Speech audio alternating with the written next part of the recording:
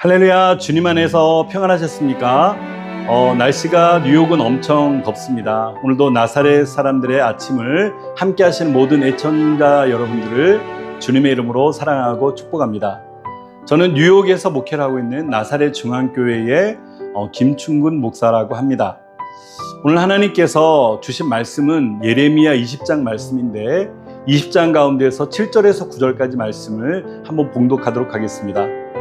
우리말 성경으로 읽도록 하겠습니다. 예레미야의 불평. 여호와여, 주께서 저를 속이셔서 제가 속았습니다. 주께서는 저보다 강해 저를 이기셨습니다. 제가 온종일 조롱거리가 됐으니 모두가 저를 조롱합니다. 제가 말할 때마다 부르짖으며 폭력과 멸망을 선언합니다.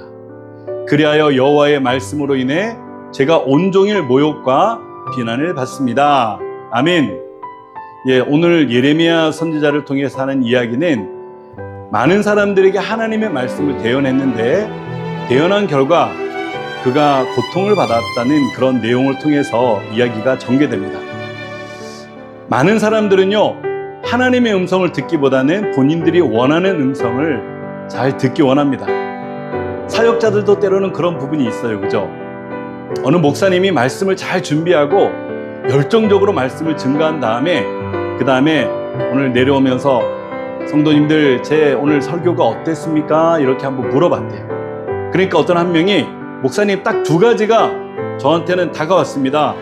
목사님이 기대해서 무엇이었는가 그러니까 목사님 설교 길게 하시다가 중간에 물을 한번 마시는 그 쉬는 틈이 저에게 좋았고 예배를 마치겠습니다 라고 얘기를 했을 때 그때가 좋았다라고 얘기를 하는 겁니다.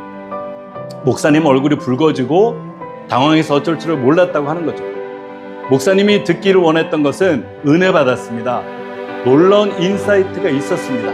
내가 회개하고 변화를 결단했습니다. 이런 음성을 원했지만은 성도님은 그와 같이 얘기를 했다고 하는 겁니다. 우스갯소리로 얘기를 했지만 오늘 말씀을 통해서 예레미야 선지자는요, 사람들이 듣기를 원하는 그런 말씀을 했던 것이 아니고 하나님께서 전하라고 했던 말씀을 선포하는 과정을 성경에서는 기록을 하고 있습니다. 그래서 오늘 제목이 하나님께 따진 선지자, 하나님께 따진 선지자. 왜 그가 하나님께 따졌는가? 오늘 성경 말씀을 통해서 한번 살펴보도록 하겠습니다. 선지자라고 하는 직책은요, 가감없이 하나님께서 말씀하신 것을 전파해야 되는 것이 바로 선지자의 역할입니다. 오늘 2절의 말씀 보면은 이에 바스훌이 선지자 예레미야를 때리고 여호와의 집 베냐민의 윗문에 있는 착고에 채웠더니라고 얘기를 하고 있어요.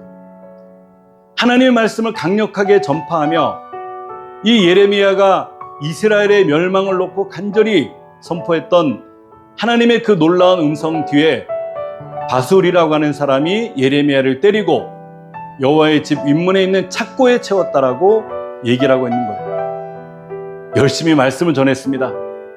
그는 하나님의 어쩜 박수가 오지 않을까, 백성들의 박수가 오지 않을까 그런 마음도 있었을 겁니다. 하지만 박수를 받지 못했습니다. 감동의 눈물을 흘릴까 생각했지만 사람들은 감동의 눈물을 흘리지 않았습니다. 흔히 귀한 부흥사님들이 오셔가지고 말씀을 잘 전하면은 헌금이 쏟아지지 않을까 이런 기대도 있지만 그런 일도 없었습니다. 목에다가 고랑을 채워가지고 하룻밤을 가뒀는데 어디에다가 가뒀다고요? 성전 위에 있는 사람들이 다 보이는 곳에 전시해 두고 공개적으로 예레미야를 망신을 준 겁니다. 그런데 웃긴 거는 뭐냐?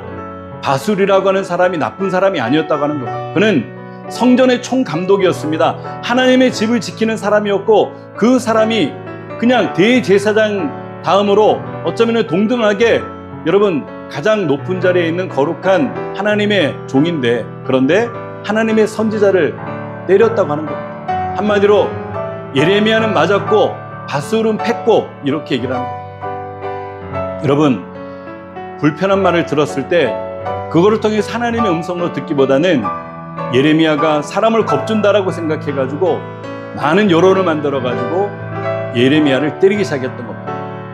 우리도 때로는요, 하나님께서 강단을 통해서 주의 종이 주시는 메시지를 들을 때 우리는 찔림 받을 때가 많이 있습니다. 사역자들은 특정한 사람을 두고 절대 찌른 것이 아닌데, 그런데 우리가 생각할 때는 저 설교가 나를 거슬리게 해가지고 내 지갑을 찌르고 있네?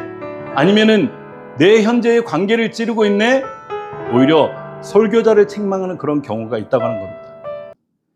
바스울이라고 하는 사람의 이름의 뜻은요, 사면으로 넉넉한 사람이다, 이런 뜻이 있어요. 그런데 예레미야가 이제 하나님의 말씀을 선포하려고 하고 풀려나자마자 그 사람의 이름은 마골 미사빕이다, 이렇게 얘기를 하면서 마골 미사빕, 그것은 사방으로 두려움이 올 것이다 라고 선포했던 것입니다. 여러분, 하나님의 말씀을 맡게 되면은요, 결국 평안 대신에 공허가 채워지고 내 신앙도 잃어버리게 되는 아픔이 있는 겁니다.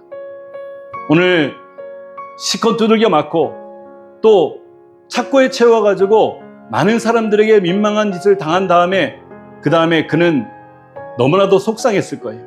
예레미야가 내가 다시는 여호와를 선포하지 아니하며 그의 이름으로 말하지 아니하리라 하면 나의 마음이 불붙는 것 같아서 골수에 사무치니 답답하여 견딜 수가 없다라고 얘기를 하는 겁니다.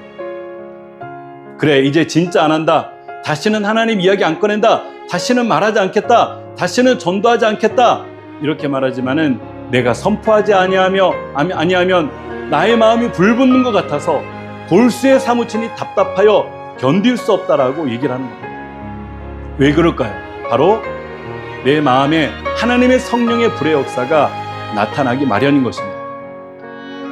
오늘 예레미야는요, 자기 의지에 아니면 경험에, 지식에, 성향에서 복음을 전파했던 것이 아니고 내 마음에 불붙는 그 성령의 불의 역사를 통해 가지고 전하지 않으면 답답해서 견딜 수가 없었기 때문에 전하게 되었다고 하는 것입니다. 우리도 때로는 세상에서 살아갈 때, 공동체나 직장에서 살아갈 때 불편함이 있더라도 여러분, 내 마음에 불붙는 것이 있다고 한다면은 그 하나님의 뜻에 순종하는 저 여러분들이 되시기를 주님의 이름으로 바랍니다. 우리 예수님께서도 이와 같이 하셨습니다.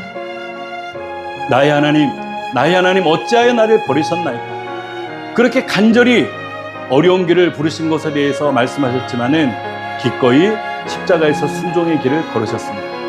하나님께 따진 선지자 예레미야, 우리도 오늘 나에게 주어진 모든 일을 통해서 하나님께서 전하지 않으면은 내 마음이 불붙는 것 같아가지고 내가 견딜 수 없나이다, 그와 같은 심령으로 그 뜻에 순종해서 주님의 십자가의 복음, 부활의 복음, 재림의 복음, 영생의 복음, 천국의 복음을 마음껏 증거하시는 여러분들이 되시기를 주님의 이름으로 축원합니다.